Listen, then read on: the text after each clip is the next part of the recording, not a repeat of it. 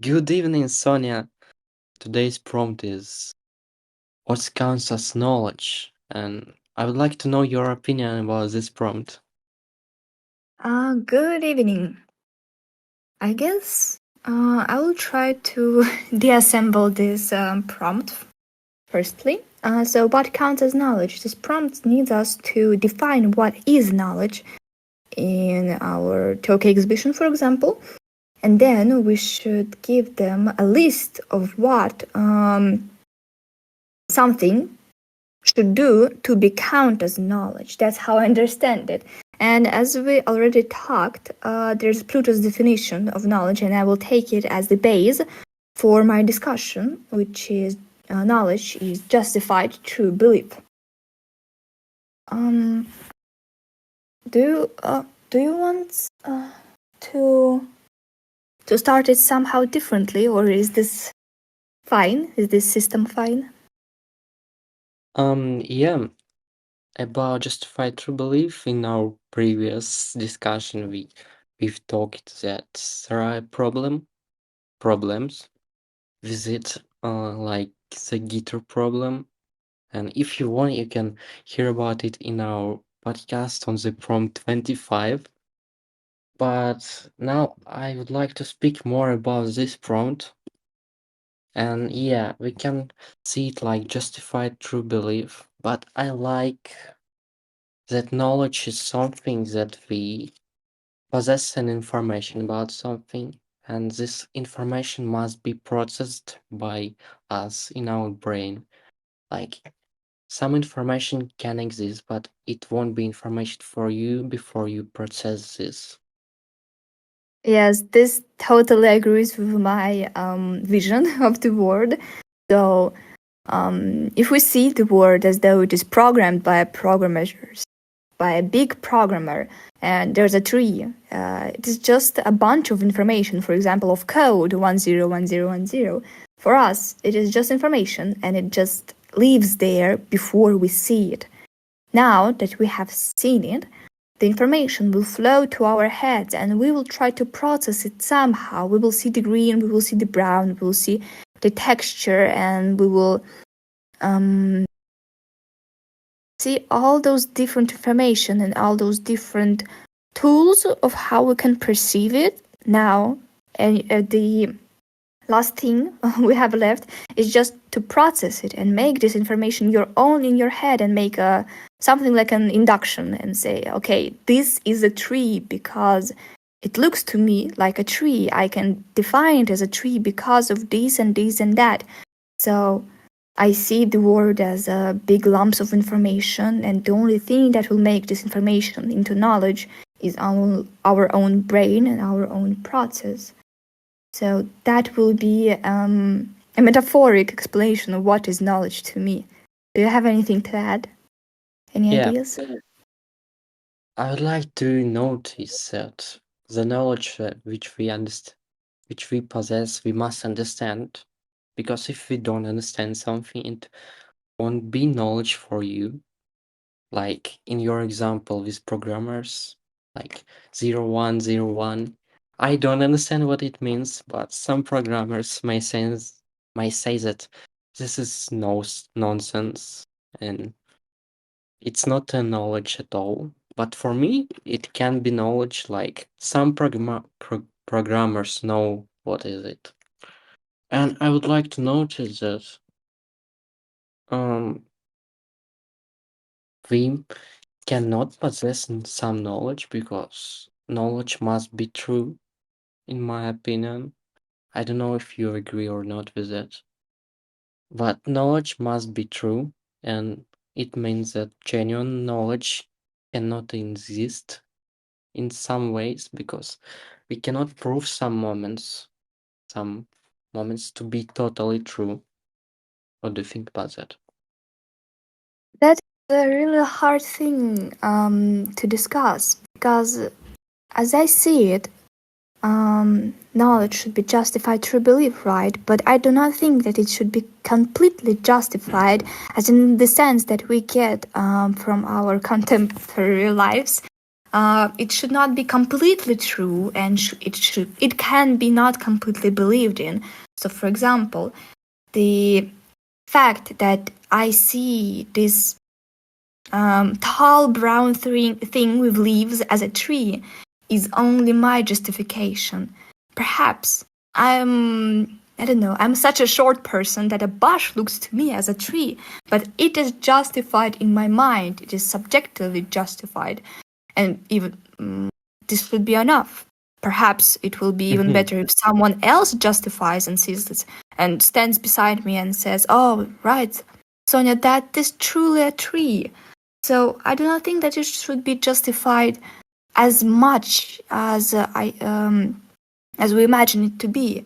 It should not be as true as we imagine it to be, also because trees can be different. So one can say that this is a bush, the others say that no, it's not a tree, and they have their own idea of what a tree is. But and the last thing is belief, right? Belief, it also can be altered. I do not think that knowledge is such a rigid thing that should be staying as justified true belief. It can move, and it. Yes, I think for me it just processed information, and those 3 points that Plato have in his definition is good, but I would not go by them to their fullest. I'm a little bit disagreed with you because it can be true that you saw it was a tree and it's your knowledge that you saw it was a tree, but it doesn't also it doesn't mean that it is tree. It's different types of knowledge and it depends on the way you see that. Yeah, I guess that brings us to the to the difference between opinion, belief, and knowledge. If someone disagrees with my knowledge, then I feel like my knowledge in the eyes of the person who disagrees will become a belief or an opinion. But if there's a society where everybody agrees on some kind of processed information to be a justified true belief, which means knowledge, then it will be knowledge that can be changed easily. So now that I think about it, it also depends on the amount of people who have around you and their opinions on what we're talking about. Uh-huh. And once again, we are talking about spectrum. We just Yeah. change some components and we're playing with it and change is it knowledge or it is opinion. And probably knowledge, belief, and opinion, once again, it it doesn't exist because it's just a spectrum. And some moments we cannot include in this spectrum that we know. Something Yeah. really complicated I have just said. Sorry Yes, for that. but yes, but I totally agree with you. It all depends on the viewpoint of how we look at it. Because even the fact we always say that it's processed information, but most of the time we think that it is a person who processed this information. And I feel like there will be people who can um, argue that and say that perhaps a tree can also process information. And will that mean that the tree have knowledge? As of example, when the trees turn poisonous, when they feel that something goes wrong, for example, an animal starts eating their leaves or there's something wrong with the soil, will that mean that the tree can process the information and the information will become knowledge to this tree? I think this is something that I can't really grasp well enough to answer myself, but that is a point of argue that can be done to my definition of knowledge being processed information. Mhm.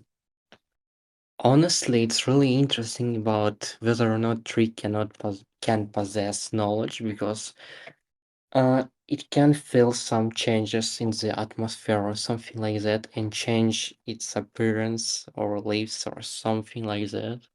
And does it mean that tree can possess knowledge as we because it gains some information and then it changes something because it's processed this information? It probably can be argued that they do, but it also can be argued that they are not, and they do not possess knowledge, because, for example, a thermometer like the ones that you have in big and rich households, who can adjust their temperature levels automatically when the temperature level in their houses start dropping, but they have set a limit, like they want 25 degrees Celsius in their house, and that thermometer will feel the changes in the temperature, so it will receive some kind of information. Will it be processed as knowledge? So the thermometer will start making the room more warm, or will that just mean that the thermometer have a set list of actions of how to react on some changes of information? So perhaps it does receive the information, but it does not process it enough to call it knowledge. So that is an example I thought of. Oh my God. Now I believe, I mean, I don't think I believe that thermometers can possess knowledge because it has processed information, so it possesses knowledge. Oh my God, my mind is blowing. I think it probably, if we describe knowledge as something more of a thing that lives, that is in society, rather than in a person or in an individual or in something, in a living being, or even in a mechanical thing. So probably, I think, for me, knowledge is something that is there in society, because just in the start, when we started talking with you on this prompt, we talked that it all depends on the person besides you, and will they argue that your knowledge is not true, or is not justified, or is not believed enough in? So somehow now I feel like it is a societal thing. Perhaps I can argue that knowledge will not be able to be if there's no society. Mm, I don't agree because now you've changed my understanding of this topic because I think that knowledge can be possessed by lifeless objects and they can react on this knowledge. It means that they possess it, they processed it. So it means that knowledge is not something for life gain people, objects, but it can be understood and reacted by lifeless objects. I Um, think we are too deep in this topic yeah, and we should start finish soon. yeah, let's go to the end. But I will say that I will stick to the idea that lifeless objects cannot receive information to that point and process it to that point to be able to call it knowledge, because it is just a set of actions that they have to react on some change in information, some information that comes to them, and there's no one to justify or to say that this knowledge is truth or to believe in this knowledge.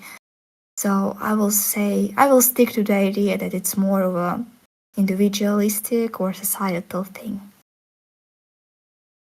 Anyway, as knowledge becomes something that possess information, I guess it can be like, as you said, society or animals or objects, and we should finish at this point. Thank you everyone for listening us.